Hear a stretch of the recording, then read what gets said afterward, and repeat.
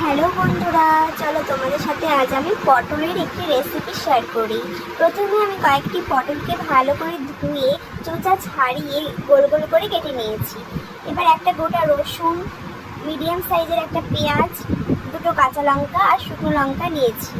এবার কড়াইতে তেল দিয়ে কাঁচা লঙ্কা, রসুন, ফোড়ন দিয়ে নিয়েছি আর অল্প কালো জিরে দিয়ে লাল করে ভেজে নিয়েছি। এবার পটলগুলো দিয়ে দেব আর হলুদ আর লবণ দিয়ে ভেজে নেব।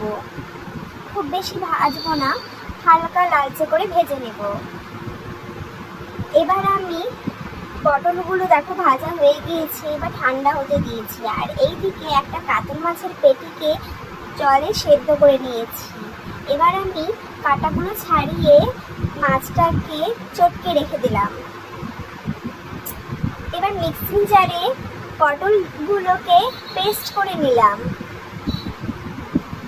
তারপরে আবারও কড়াইতে তেল দিয়ে শুকনো লঙ্কা, পেঁয়াজ আর একটু কালো জিরে দিয়ে ভেজে নিতে হবে। যখন পেঁয়াজগুলো লালচে হয়ে আসবে তখনই আমি মাছটা ছেড়ে দেব আর দেব লবণ আর হলুদ। তা আমি তো হলুদ দিতে ভুলে গিয়েছিলাম, হলুদটা আমি পরে দেব, আবার দেখে নেবে তোমরা। দেখো মাছটা যখন একটু ভাজা ভাজা হয়ে আসবে তখন আমি সেই পটলের পেস্টটা দিয়ে দিলাম। দেখো এখন আমি হলুদটা দিলাম। তো যাই হোক, এইভাবেই আমাকে মিডিয়াম টু হাই ফ্লেমে ভেজে নিতে হবে। বেশ কিছুক্ষণ সময় ধরে ভাজার পরে দেখো কালারটা চেঞ্জ হয়ে গিয়েছে, সবুজ কালারটা দেখো লালচে হয়ে গিয়েছে আর সাইড থেকে তেল ছেড়ে দিয়েছে।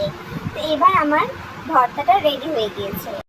এবার আমি পটলের ভর্তা দিয়ে গরম গরম ভাত নিয়ে চলে এসেছি আর খেয়ে দেখছি যে কেমন হয়েছে।